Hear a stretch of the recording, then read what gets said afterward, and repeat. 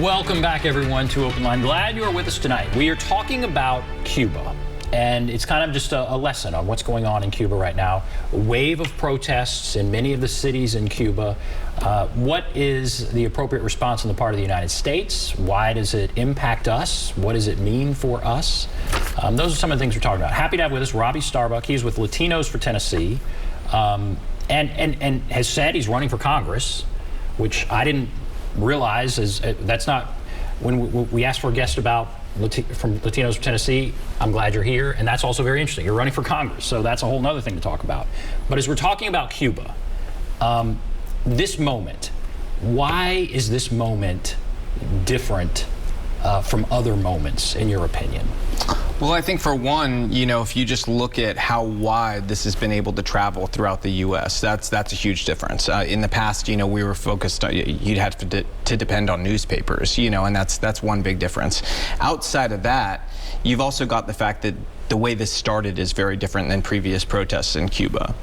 And so I think those two things together, it creates an environment like we haven't seen before in terms of previous protests.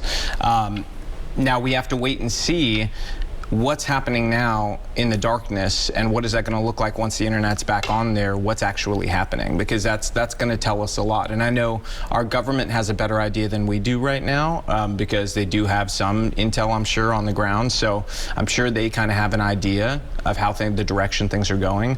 It'll be interesting to find out, because the initial protests were much stronger, more energetic than anything we've seen there before. Do you think there's a chance this could be the end? I mean, could this be the beginning of a major change?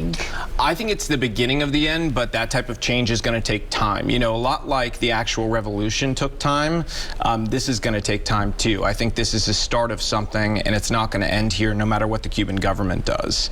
The fact that it started with young people, and that the young people are the ones who are opposing the government is a wild shift from the past, and that's going to be infectious within the community there, especially as they get a little older and some of their friends get a little older.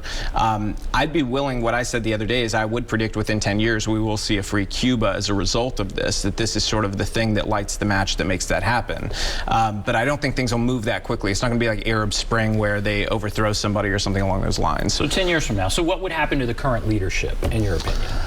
I would think, if you're looking at having a democratic process, if you're looking at having democratic elections, then you need to have a judicial system that you can trust. So you've got to be able to look at what potential crimes were committed, and then go from there and charge and go through a trial, show evidence of what has been done. So if people were murdered, people were jailed for political reasons, things along those lines, any way that human rights have been violated, I think you should go after that, charge it, and appropriately, go through that process. I don't think that the way through this is vigilante justice, because if you want to have a system that people can trust and you want to have fair democratic elections, you can't go the vigilante route to get there, I don't think. How oppressive or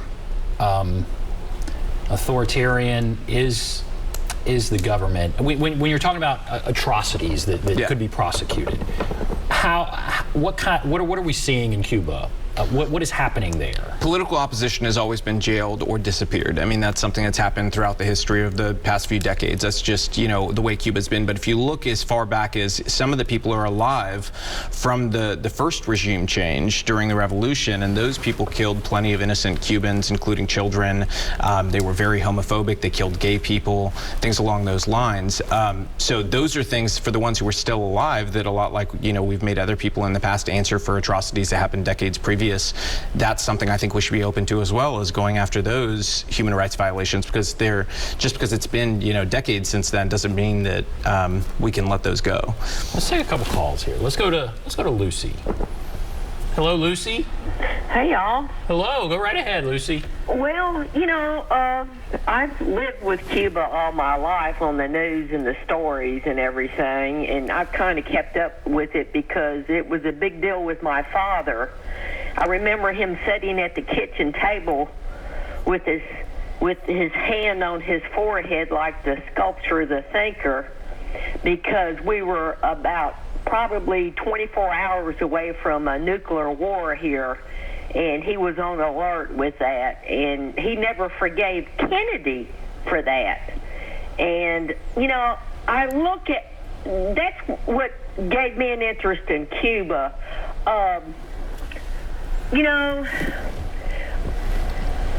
When you look at what Castro said, Castro was a humanist.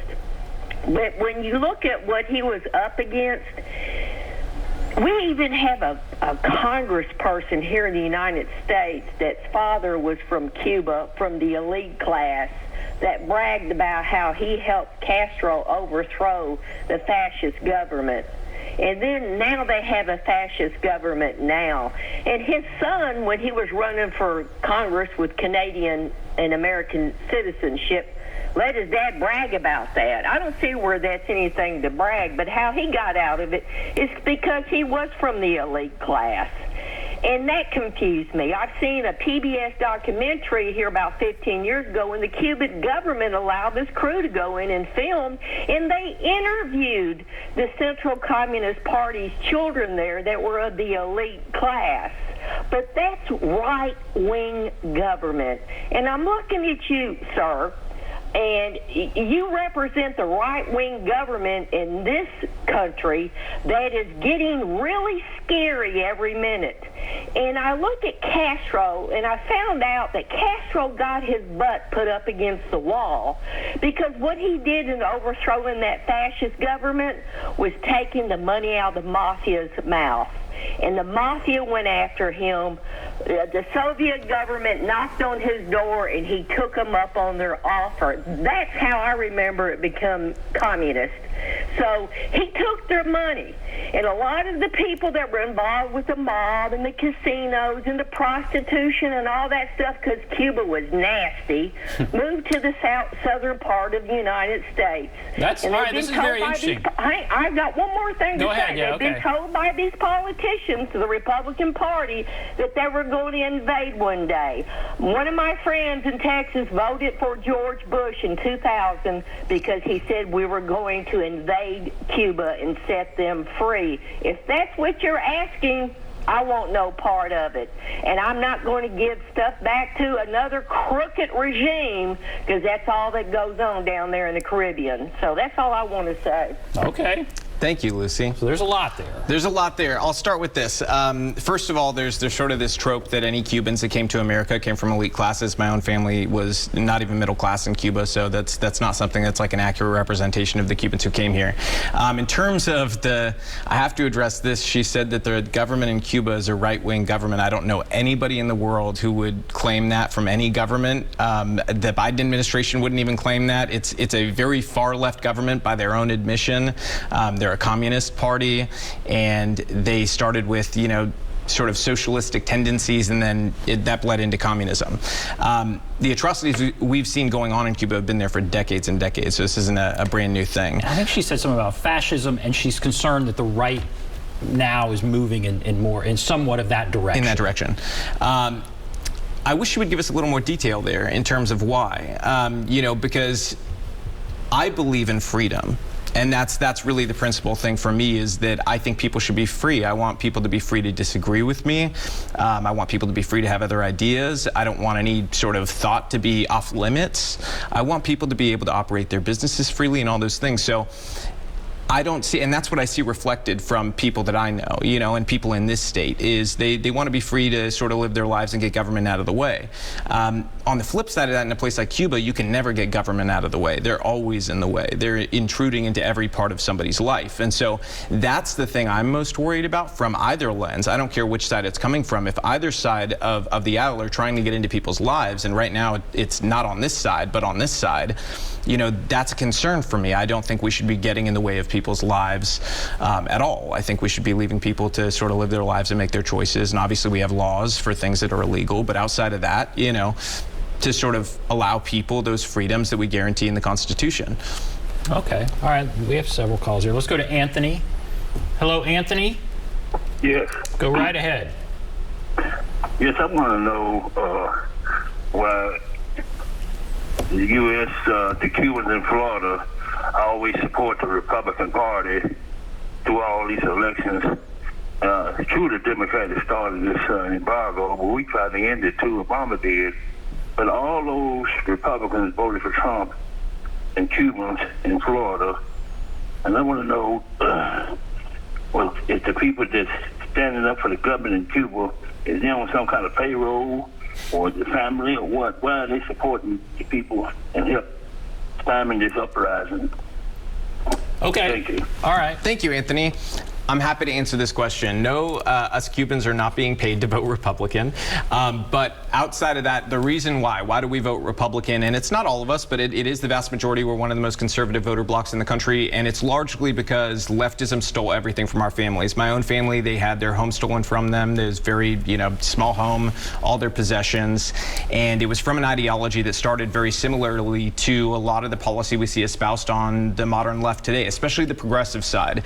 I'm not going to say Democrats, blue dog Democrats, of course, nothing like this, but the new progressive wing of the party, they espouse a belief system that is very similar to the belief system that was espoused when the revolution happened in Cuba. So a lot of the similarities we see between those two is a big reason for why Cubans vote for the Republican Party, because we're always going to err on the side of freedom for that reason. It's hard to believe someone like Al Gore was going to be he wasn't a progressive, a socialist, Cuban leftist.